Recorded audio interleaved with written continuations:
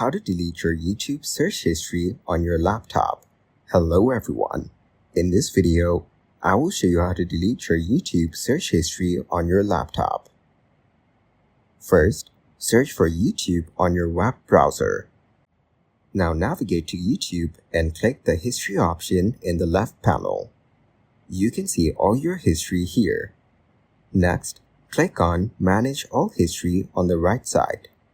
You will be directed to your Google account.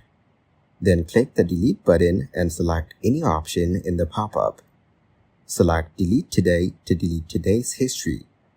When it is completed, hit the Got It button. You can delete between specific date ranges, so set the days. If you select Delete All Time, then confirm the deletion. Finally, all time history will be deleted and click Got It. Thank you guys for watching this video.